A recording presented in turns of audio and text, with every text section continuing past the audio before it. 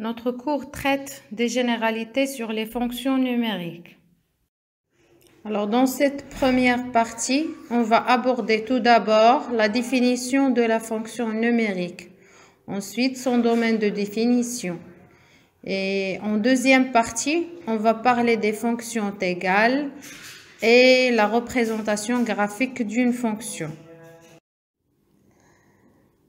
Alors, on va commencer par la définition d'une fonction. Une fonction est un procédé qui a un nombre x appartenant à un ensemble D associé à un nombre y et on note x en relation avec y ou encore y égale à f les x.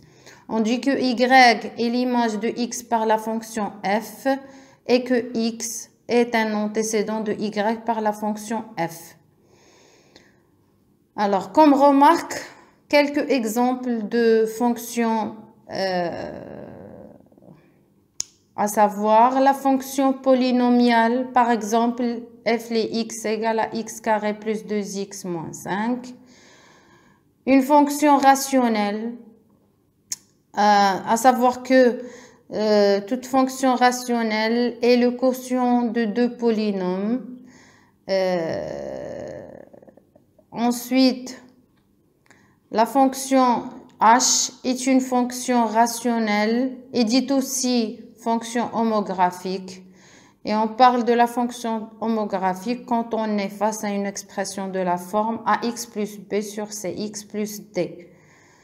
L est la fonction racine carrée et ensuite R c'est la fonction trigonométrique ou bien la fonction circulaire.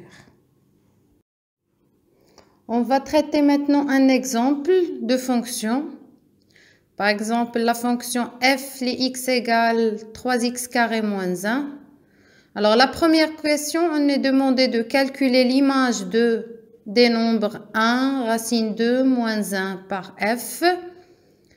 Ensuite, dans la deuxième question, on est demandé de calculer les antécédents éventuels de 2 par la fonction f. Alors, concernant la première question, il suffit de remplacer notre variable x dans l'expression de f par sa valeur, soit 1, soit racine 2, soit moins 1, et de faire les calculs. Et ensuite, concernant la deuxième question, on veut déterminer les antécédents de f, les antécédents de 2. Il suffit de résoudre l'équation f les x égale à 2. Alors, c'est-à-dire 3x carré moins 1 égale à 2. Donc, on doit résoudre l'équation de deuxième degré en x. C'est-à-dire que notre x carré est égal à 1. Ce qui veut dire que x égale à 1 ou bien x égale à moins 1. Donc, les antécédents éventuels de 2 sont 1 et moins 1. Dans ce deuxième exemple, notre fonction f, elle est d'expression x3 moins x carré et on est devant un tableau qu'on doit compléter tout en calculant les valeurs de f à chaque fois que x change de valeur. Donc, on doit calculer f de moins 2, après f de moins 1, f de 0, f de 1, f de 1 demi et f de 2. Donc, c'est très simple. Il suffit de remplacer x par sa valeur à chaque fois et de calculer la valeur de f les x. Alors maintenant, on va passer au domaine de définition de la fonction f. Alors, on sait bien qu'en mathématiques, il y a pas mal de nombres qu'on ne peut pas calculer, d'expressions qui n'est pas mathématiquement acceptable. Par exemple, 1 sur 0, on ne peut pas calculer la racine d'un nombre négatif, ainsi de suite. Donc, c'est quoi le domaine de définition de la fonction f? Alors, il s'agit bien de l'ensemble de tous les nombres réels qui ont une image calculable par cette fonction. Par exemple, si on regarde bien l'exemple 1, la fonction f de x égale à 3x carré moins x plus 1 est une fonction polynôme. Et si on regarde bien l'expression, on sait bien qu'on peut toujours calculer l'image de chaque réel et par suite son domaine de définition est R. Regardons maintenant le deuxième exemple. Alors, il s'agit bien d'une fonction rationnelle car c'est toujours le quotient de deux polynômes. Vu qu'on parle de dénominateur, donc notre dénominateur ne doit pas être nul. Donc l'ensemble de définition de la fonction f est l'ensemble des réels tels que notre dénominateur est non nul. Alors il faut bien résoudre l'équation 2x moins 4 est égal à 0, ce qui donne x égale à 2. Et par suite, l'ensemble de définition de f, c'est l'ensemble R privé de l'élément 2. On dira aussi que 2 est une valeur interdite de la fonction f, c'est-à-dire qu'on ne peut pas calculer l'image de f, l'image de 2 par f. On traite dans ce troisième exemple une fonction irrationnelle. On cherche son domaine de définition df. df est égal à l'ensemble des x dans R, tel que moins 2x carré plus x plus 3 est supérieur strictement à 0. Alors, on cherche à résoudre cette inéquation. Bien sûr, on est face à un polynôme de deuxième degré, donc on doit calculer son discriminant delta. Son discriminant delta est strictement positif, donc le polynôme admet deux racines différentes, x1 et x2, et on pose notre tableau de signes. Donc, moins 2x carré plus x plus 3 est positif sur l'intervalle moins 1, 3 sur 2. Et par suite, df est égal au segment ouvert moins 1, 3 sur 2. On va passer maintenant à la deuxième partie concernant l'égalité de deux fonctions et la représentation graphique d'une fonction.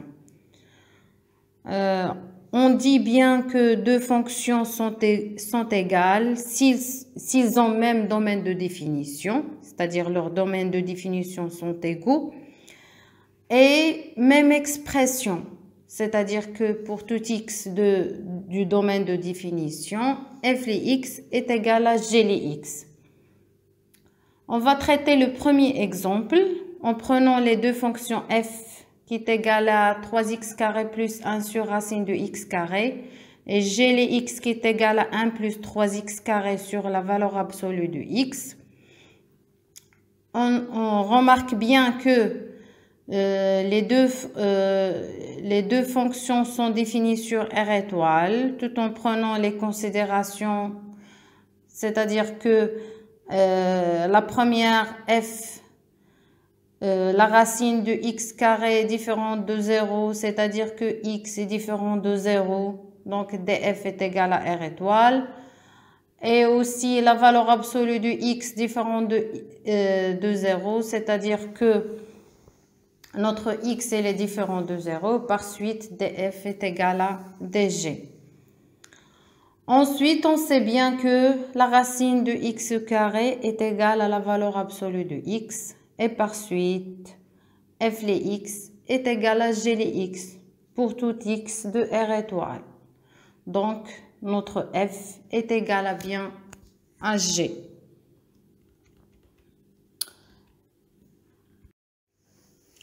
Maintenant, on va parler du deuxième exemple concernant les deux fonctions h et t. Notre fonction t est bien une fonction polynomiale, donc il est défini sur R pour tout élément de R. Par contre, notre fonction h, elle est définie sur tout x dans R tel que x est non nul, car il s'agit bien d'une fonction rationnelle, et par suite, dh est égal à R étoile. D'où dh est différent de dt. Donc notre h est bien différente de la fonction t. On va parler maintenant de la représentation graphique d'une fonction f. Notre plan est rapporté à un repère OIJ, soit f une fonction et df son domaine de définition. L'ensemble des points m, x de coordonnées x, f les x, forme la courbe représentative de la fonction f, souvent notée cf. Donc notre cf c'est bien égal à l'ensemble des m du plan de coordonnées x, f les x, tel que x est dans df. Alors, pour tracer la courbe représentative de la fonction, on calcule des images en nombre suffisant et on représente les résultats dans un tableau de valeurs. Alors, on va traiter deux exemples. Le premier exemple concernant la fonction f les x égale à 1 sur x carré plus 1 sur l'intervalle moins de 3. On va prendre quelques valeurs de cet intervalle. Bien sûr des valeurs de x compris entre moins 2 et 3. Et on va chaque fois calculer la valeur, l'image de x. Et on va essayer de faire une allure approximative de la fonction f. Alors, le deuxième exemple concernant la courbe représentative de la fonction affine, on sait bien que l'expression de la fonction affine est écrite sous la forme f les x est égal à ax plus b. Donc, sa représentation graphique est bien une droite d'équation y égale à ax plus b.